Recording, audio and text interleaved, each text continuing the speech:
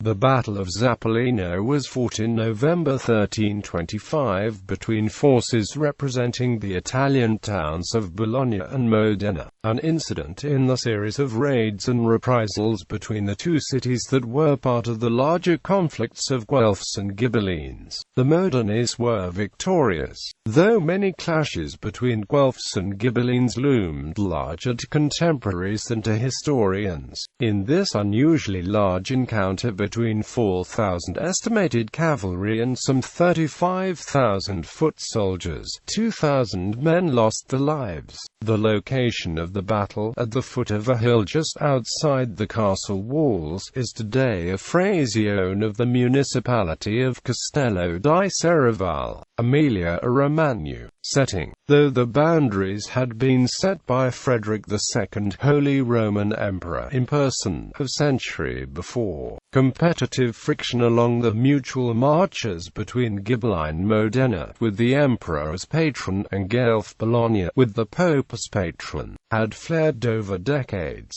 In 1296 the Bolognese successfully invaded the Modenese lands of Bassano and Savonua, with the support of Pope Boniface VIII, who recognized in 1298 the Guelph possession of these border castles. Within the two cities the situation was complicated by numbers of exiles and divided loyalties. In Modena the struggle for power after the death of Urbizzo II d'Este, which divided his son's friends into hostile camps, was resolved in favor of Urbizzo VIII, who confronted Bologna in part to bolster his lukewarm reception by his own city's nobles. His elected successor, the Mantuan Passerino Bonacolsi, the agent of Louis of Bavaria, king of the Romans, pursued the embittered war politics, with Parma, Reggio and Modena also under his power. For his part, John XXIII declared him a rebel against the Church, granting indulgences as befit a crusader to any who could harm his person or his possessions.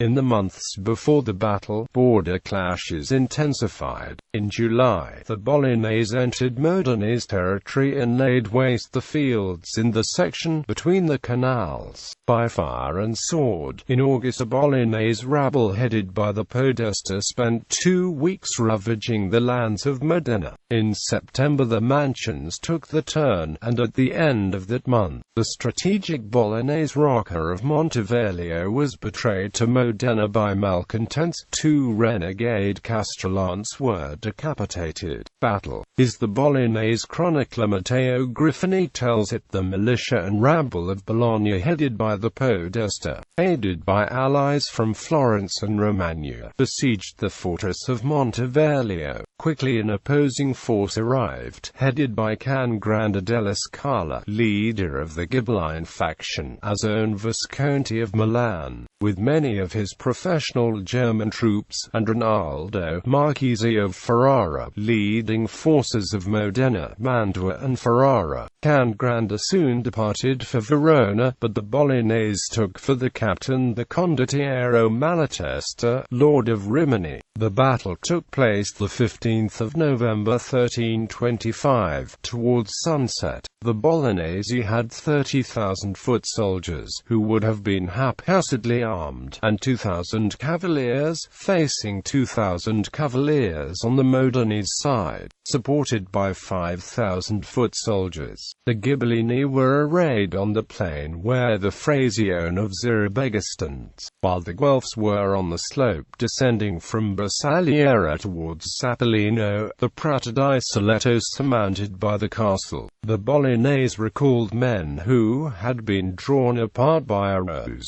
to Bassano and Ponsant'Ambrogio. The aim was to stop the advance of the Modenese towards Montevideo. The battle was over by nightfall, within a couple of hours, with the Bolognese routed. The Modenese advanced to the very walls of Bologna, destroying the castles of Crespellano, Zola, Samoggia, Anzola, Castelfranco, Piemezzo and the Chiusa del Reno near Casalecchio, which diverted the river towards the city. They did not attempt a siege of the city, but scornfully organized a palio outside the very gates of the city. ad aeternam memoriam primasorum aeternem bononiensium scantulum, to the eternal memory of those sent out on the expedition and the eternal shame of Bologna, and then returned to Modena brandishing a bucket taken from a well outside Porta San Felice. 26 captured notables of Bologna were incarcerated for the next 11 weeks in Modena. Outcome: though David Abulafia in the New Cambridge Medieval History asserts that Ghibelline influence in the region was consolidated by a victory at Zappolino, peace agreements in the following January returned Montevideo and the other castles to Bologna.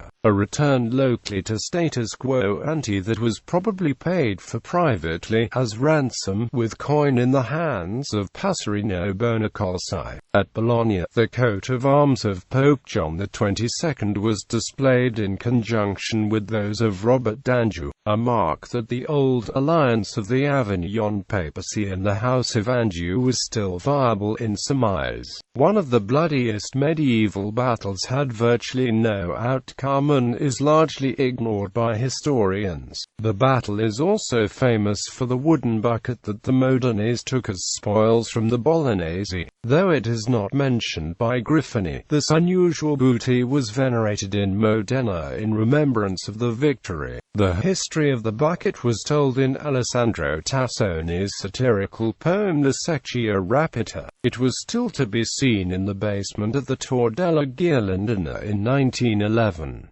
It was later replaced by a copy, while the original pail is still visible in Modena's town hall.